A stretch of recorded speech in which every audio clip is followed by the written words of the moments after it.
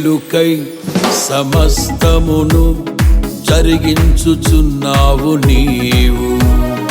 ఏదియు కొదువ చేయవు నిన్నాశ్రయించిన వారికి. మేలుకై సమస్తమును జరిగించుచున్నావు నీవు. ఏదియు కొదువ చేయవు నిన్నాశ్రయించిన వారికి. భీకరమైన కార్యములు చేయుచున్నవాడా, సజీవుడవై అధిక స్తోత్రము పొందుచున్నవాడా,